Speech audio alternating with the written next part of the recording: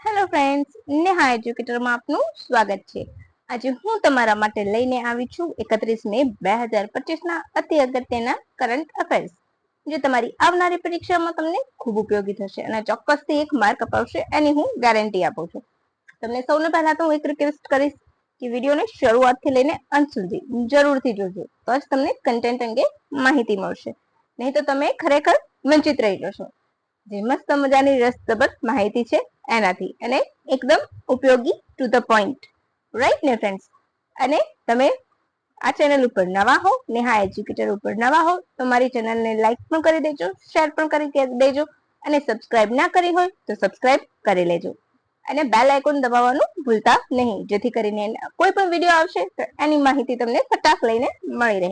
તો ચાલો બિલકુલ પણ સમય બગાડ્યા વગર શરૂ કરી દઈશું। ચાલો, આજનો આપણો પ્રથમ પ્રશ્ન છે, 31 મે ના રોજ કયો દિવસ ઉજવવામાં આવે છે?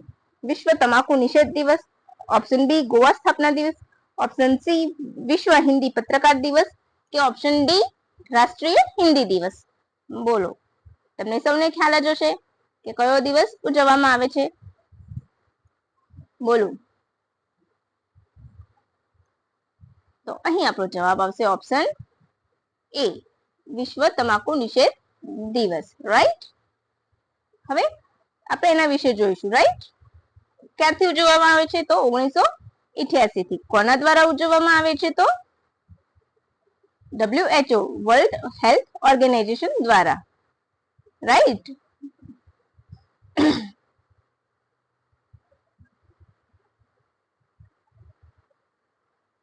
હવે 31 આપણે હવે એની વધારે ડિટેલ, આ વર્ષની થીમ શું છે? તો આ વર્ષની થીમ છે protecting children from tobacco industry interference, right? Theme જરૂરથી યાદ રાખજો। મેઇન પોઈન્ટ તમારે ક્યારથી ઉજવવામાં આવે છે, કયો દિવસ છે, અને થીમ, એ ત્રણ વસ્તુ ઇમ્પોર્ટન્ટ બહુ જ હોય છે, તો તમારે એ ત્રણ યાદ રાખવાનું છે। ઓકે, હવે આપણે આગળ જોઈશું। તો 31 મે બીજું શું છે? તો 31 મે 1911 ના રોજ વિશ્વનું સૌથી મોટું જહાજ ટાઇટેનિક બનીને તૈયાર હતું, જે તેની પ્રથમ યાત્રા દરમિયાન જ દુર્ઘટનાગ્રસ્ત થયું હતું। આની પ્રથમ યાત્રા ક્યાં હતી?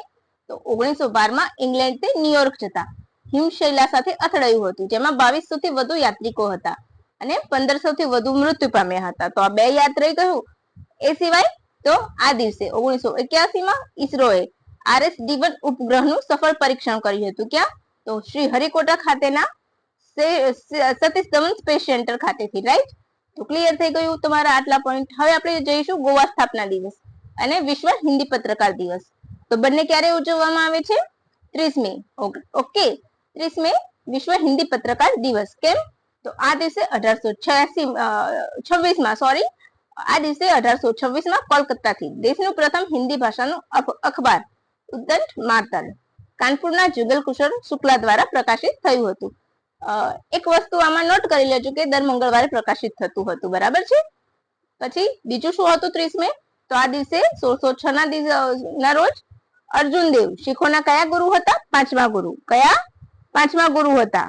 અર્જુન દેવ શહીદ થયા હતા, રાઈટ? એટલા માટે 30 મે પણ યાદ રાખવાની છે, ઓકે? પછી બીજું શું હતું? તો આ દિવસે ગોવા ભારતનું 25મું રાજ્ય બન્યું હતું। હવે મેં રાષ્ટ્રીય હિન્દી દિવસ પૂછ્યું છે, તો ક્યારે ઉજવાય છે? તો રાષ્ટ્રીય હિન્દી દિવસ ક્યારે ઉજવાય છે?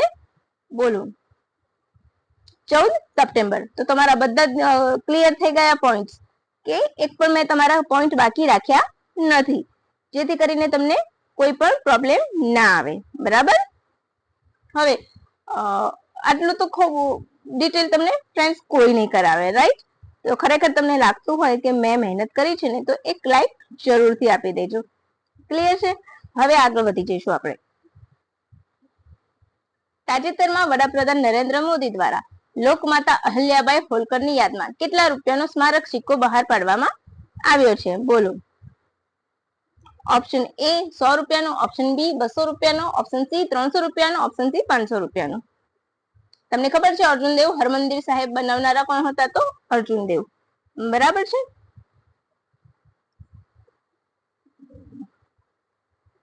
અને શહીદ કોના સમયમાં થયા હતા? તો મુઘલ સમ્રાટ જહાંગીરના સમયમાં, એ પણ તમારે યાદ રાખી લેજો, બરાબર. મુગલ સમ્રાટ જહાંગીરના સમયમાં.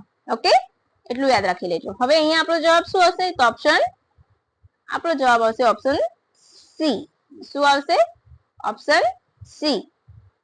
હવે મધ્યપ્રદેશના ભોપાલમાં તેમની 300મી જન્મ જયંતિ નિમિત્તે ₹300 નો સ્મારક સિક્કો તેમજ ટપાલ ટિકિટ બહાર પાડવામાં આવી છે હલ્યાભાઈ હોલકરની.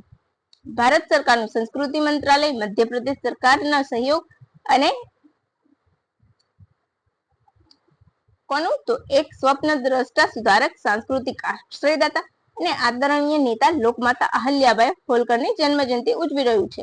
તમારે ત્યાંના રાજ્યપાલ અને મુખ્યમંત્રી એ નોટ ડાઉન કરવાના છે, બરાબર છે. એ હું તમારી ઉપર છોડું છું. અને આ તમને મેં પીડીએફ માં પ્રૂફ આપ્યું છે, બરાબર છે. તો એ તમે ઝૂમ કરીને તમારી પીડીએફ ડાઉનલોડ કરો ત્યારે જોઈ લેજો. તાજેતરમાં કેર સાંગરીને જીઆઈ ટેગ મળ્યું છે, તે કયા રાજ્યનું છે? Option A Rajasthan, option B Gujarat, option C Uttar Pradesh, option D Maharashtra. એટલે કે હું હાલ મે 2025 ની વાત કરી રહી છું. બોલો, તો અહીં આપણો જવાબ શું આવશે? તો અહીં આપણો જવાબ આવશે ઓપ્શન એ રાજસ્થાન. શું આવશે? કેર સાંગરી ક્યાંની છે? રાજસ્થાનની. આ એક પારંપરિક વ્યંજન છે, રાઈટ. કેર અને સાંગરી થારના રણમાં ઉગતી વનસ્પતિ છે. અને શેમાંથી મળે છે કેર ને સાંગરી? તો સાંગરી મળે છે ખીચડીના વૃક્ષમાંથી મળે છે અને એમાંથી એની વાનગી બનાવવામાં આવે છે. હવે ખીચડી, તો ખીચડીનું વૃક્ષ તો બિશ્નોઈ સમુદાય માટે ખૂબ પવિત્ર વૃક્ષ માનવામાં આવે છે. આ વૃક્ષની રક્ષા કરવા માટે 1730માં અમૃતા દેવી બિશ્નોઈએ તેમના પ્રાણોની આહુતિ આપી હતી, રાઈટ.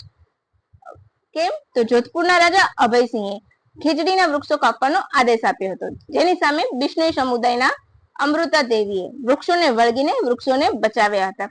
અને આ વૃક્ષો બચાવવા માટે 300 થી વધુ લોકોએ પોતાના જીવ ગુમાવ્યા હતા. ત્યારબાદ રાજાએ એ આદેશ પાછો ખેંચી લીધો હતો, રાઈટ. એટલા માટે અને તેમની યાદમાં જે અમૃતા દેવી બિશ્નોઈ પુરસ્કાર આપવામાં આવે છે તે તેમની યાદમાં આપવામાં આવે છે. અહીંયા મિસ્ટેક છે ટાઈપિંગ, એ હું પીડીએફ માં તમને સુધારીને આપી દઈશ. ઓકે. હવે જે ઉત્તરાખંડમાં તમને યાદ હશે ચિપકો આંદોલન થયું હતું, કોનું નેતૃત્વ હતું? સુંદરલાલ બહુગુણાનું, રાઈટ. તો એ આનાથી જ ખીચડીનું આંદોલન હતું, એનાથી એ પ્રેરિત હતું. તો ક્લિયર થઈ ગયા ફ્રેન્ડ્સ? તમને એવું લાગે છે? ખરેખર તમને લાગે છે ને કે ટુ ધ પોઈન્ટ માહિતી છે, કોઈ જ જાતનું એક્સ્ટ્રા માહિતીનો ઢગલો નથી. જે પૂછાય એવી જ માહિતીને મેં અહીંયા મૂકી છે તમારી સમક્ષ, જેથી કરીને તમારો બિલકુલ પણ સમય બગડે નહીં. અને આ વિડીયોની પીડીએફ પણ તમને નીચે મળી જશે, બરાબર ને ફ્રેન્ડ્સ? તો ખરેખર તમને લાગતું હોય કે મેં સરસ વિડીયો બનાવ્યો છે તો એક લાઈક જરૂરથી આપજો. અને હા, તમારા મિત્રોની સાથે શેર જરૂરથી કરજો, જેથી કરીને તેઓ પણ આ કરંટ અફેરના પોઈન્ટ્સથી વંચિત ન રહી જાય. હવે ગુજરાત સરકાર દ્વારા નિરામયા હેલ્થ ઇન્સ્યોરન્સ યોજના કોના માટે શરૂ કરવામાં આવી છે? ગુજરાત સરકારની યોજના હોય એટલે હંમેશા મોસ્ટ આઈએમપી હોય. 7 સ્ટાર લગાવો, 5 સ્ટાર લગાવો, જેટલા સ્ટાર લગાવો એટલા લગાવો. મહિલાઓ માટે છે, બાળકો માટે છે, વૃદ્ધો માટે છે કે દિવ્યાંગો માટે છે? બોલો, તમને ખ્યાલ જ હશે, રાઈટ. હંમેશા ગુજરાત સરકારની યોજનાઓ ડિટેલમાં જ પૂછાય છે. જ્યારે બીજા રાજ્ય સરકારની યોજનાઓ હોય તો કયા રાજ્યની યોજના છે અને કોના માટે છે એટલું જ પૂછાય છે. એનાથી વધારે ડિટેલ કરવાની જરૂર જ નથી. અથવા તો કેટલા એની સહાય કેટલી છે એ 3 પોઈન્ટ થી વધારે ડિટેલ આવે જ નહીં. જેટલી ડિટેલ હું જોઉં છું કે ઘણા લોકો એટલી બધી ડિટેલ કરાવે છે કે બીજા રાજ્યની યોજનાનું, એ ના પૂછાય. એ બીજા રાજ્યની યોજના છે, ગુજરાત રાજ્યની નથી. ગુજરાત રાજ્યની યોજના તમે કરો, ગુજરાત સરકારની પરીક્ષા આપો છો તો ગુજરાત રાજ્યની યોજના જે પણ હોય એ એક પોઈન્ટ તમારે કવર કરવા પડે, રાઈટ. એટલા માટે ચાલો અહીં આપણો શું જવાબ આવશે? તો અહીં આપણો જવાબ આવશે દિવ્યાંગો માટે, રાઈટ. ક્લિયર? સાદી ભાષામાં જે કહીએ છીએ આપણે વિકલાંગ કહીએ છીએ, રાઈટ. હવે નિરામયા હેલ્થ ઇન્સ્યોરન્સ યોજના, હવે તમને દેખાય છે કે ઉપર શું લખેલું છે? સામાજિક ન્યાય અને અધિકારિતા વિભાગ, બરાબર, ગુજરાત સરકારનું. તો આ એકદમ તમારી ઓથેન્ટિક માહિતી છે. હું પીઆઈબી હોય કે પછી ગુજરાત સરકાર કે ભારત સરકારની ઓથેન્ટિક જે પણ વેબસાઇટ હોય છે, વેબસાઇટ હોય એની ઉપરથી કે પછી એના જે ઓફિશિયલ ટ્વિટર હેન્ડલ એકાઉન્ટ છે એની ઉપરથી હું તમને માહિતી આપું છું. એટલે ખોટી હોવાનો તો કોઈ ચાન્સ જ નહીં રહે, બરાબર ફ્રેન્ડ્સ? તો ખોટી હવા વિશે તમે બિલકુલ નિશ્ચિંત થઈ જજો કે મારી માહિતી એકદમ ઓથેન્ટિક હશે. તમે આગળ જઈને પણ કદાચ સરકારને ક્લેમ કરી શકો છો કે તમારા ડિપાર્ટમેન્ટમાંથી આ માહિતી આવી છે. હવે દિવ્યાંગજનો માટે આરોગ્યનું સુરક્ષા કવચ. ઓટિઝમ, સેરેબ્રલ પાલ્સી, બૌદ્ધિક અસમર્થતા તથા બહુવિધ દિવ્યાંગતા ધરાવતી વ્યક્તિઓ માટે ₹1 લાખ સુધીનું વાર્ષિક આરોગ્ય વીમા કવચ સરકાર દ્વારા આપવામાં આવશે. બરાબર. એમાં શું શું છે? યોજનાના લાભોમાં હોસ્પિટલાઇઝેશન અને ઓપીડી સારવાર, નિયમિત આરોગ્ય તપાસ અને થેરાપી તેમજ પરિવહન ખર્ચ, તે બધું જ આવી જશે એની અંદર. Clear friends? તો આ તમારે યાદ રાખવાનું છે કે કઈ કઈ યોજના છે, કોના માટે છે, કેટલા લાખનું વીમા કવચ છે અને એના લાભો કયા છે. કેમ કે લાભ તો ઘણી વખત વિધાન વાક્યોમાં પૂછાઈ જશે. હવે તાજેતરમાં વાલ્મીકી થાપરનું નિધન થયું છે. તે કયા નામથી જાણીતા હતા? Waterman of India, elephant man of India, forest man of India કે ટાઈગર મેન ઓફ ઇન્ડિયા? બોલો. બહુ જ ઇમ્પોર્ટન્ટ ક્વેશ્ચન છે. બરાબર છે, એકદમ અગત્યનો ક્વેશ્ચન છે અને ઘણી વખત આવા નિકનેમ પૂછાતા હોય છે, ટ્રેન્ડ હોય છે નિકનેમ પૂછાવાનો, તો તમારે યાદ રાખવા પડશે. બોલો. અહીંયા આપણો જવાબ આવશે option D, tiger man of India તરીકે જાણીતા છે. તેમણે જીવનભર વાઘ અને જંગલો, ખાસ કરીને રણથંભોરના રક્ષણ માટે કામ કર્યું છે. તેઓ 2005માં યુપીએ સરકારના ટાઈગર ટાસ્ક ફોર્સના સભ્ય હતા. ક્યારે કરવામાં આવી હતી? તો જ્યારે સરિસ્કા ટાઈગર રિઝર્વમાંથી વાઘ ગાયબ થઈ ગયા હતા ત્યારે રચના કરવામાં આવી હતી અને પછી વાઘની સંખ્યા પણ વધી હતી. રાઈટ. વાલ્મીકી થાપર તેમના ગુરુ ફતેહસિંહ રાઠોડથી પ્રેરિત હતા. તેમના ગુરુ કોણ હતા? ઘણી વખત સીધો તમને પૂછી લે, તેમના ટાઈગરમેન તરીકે જાણીતા વાલ્મીકી થાપરના ગુરુ કોણ હતા? તો ફતેહસિંહ રાઠોડ. તેઓ ભારતના જાણીતા સંરક્ષણવાદી હતા. Okay, clear? એ સિવાય લેન્ડ ઓફ ધ ટાઈગર એ બીબીસીની સિરીઝ હતી, એ બનાવવામાં પણ એમણે યોગદાન આપ્યું હતું. હવે મેં તમને પૂછ્યું છે કે વોટરમેન ઓફ ઇન્ડિયા કોણ જાણીતું છે? તો રાજેન્દ્રસિંહ જાણીતા છે, ડોક્ટર રાજેન્દ્રસિંહ. ક્લિયર? અજય દેસાઈ તો એલિફન્ટ મેન ઓફ ઇન્ડિયા તરીકે, અને જાદવ મોલાઈ પેયંગ તો ફોરેસ્ટ મેન ઓફ ઇન્ડિયા તરીકે જાણીતા છે. તો તમારે આ બધા જે ફોરેસ્ટ સાથે એટલે કે વન વિભાગ સાથે અથવા તો પર્યાવરણ સાથે જે વ્યક્તિઓના નિકનેમ છે એ આખા તૈયાર કરવા પડે. રાઈટ. હવે તમને એ જોઈતા હોય તો તમારે મને એક લાઈક તો આપવી પડશે.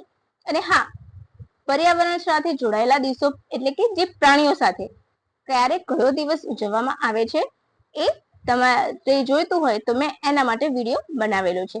પ્રાણીઓ માટે ઉજવવામાં આવતા દિવસો. હવે અહીં વાઘની વાત થઈ છે, તો વાઘ દિવસ ક્યારે ઉજવવામાં આવે છે? ખ્યાલ છે? 29 જુલાઈ. ક્લિયર? 29 જુલાઈના રોજ વાઘ દિવસ ઉજવવામાં આવે છે. હવે તમને સૌને ખ્યાલ છે, હમણાં જ સિંહોની વસ્તી ગણતરી થઈ છે. રાઈટ. તો સિંહોની વસ્તી ગણતરી 5 વર્ષે થાય છે. ખ્યાલ છે તમને સૌને? રાઈટ. પરંતુ સિંહ દિવસ ક્યારે ઉજવવામાં આવે છે? સિંહ દિવસ જ્યારે ઉજવવામાં આવતો હોય એ તમારે મને કમેન્ટ કરવાનું છે. બરાબર છે? ચલો, હું તમને એક ઈઝી કહું છું કે ઓગસ્ટ મહિનામાં ઉજવવામાં આવે છે. 12 ઓગસ્ટ તો એલિફન્ટ ડે. રાઈટ. અને 10 ઓગસ્ટ તો સિંહ દિવસ. ચાલો, મેં કહી જ દીધું છે. તો આ તમારે ધીરે ધીરે જયારે તૈયારી કરો ને ફ્રેન્ડ્સ, તો નાના નાના પોઈન્ટ્સ પણ કલેક્ટ કરવા પડે છે અને તમારી સેલ્ફ નોટમાં લખવા પડે છે. તમે પીડીએફ વાંચશો ને તો પીડીએફમાં તમે લખી નહીં શકો. જ્યારે તમે તમારી હેન્ડ રિટન નોટબુક બનાવશો ને તેમાં બધે લખી શકશો કે કોઈક નવો પોઈન્ટ આવ્યો તો તમે ઉપર હેડિંગમાં લખી શકશો, હાંસિયામાં લખી શકશો, અને જ્યારે રીડ કરશો તો તમારું રિવિઝન થશે અને પાકું થશે. તો બેસ્ટ હોય છે કે તમે સેલ્ફ રિટન નોટબુક્સ બનાવો. ક્લિયર? બાકી તમારી મરજી ફ્રેન્ડ્સ.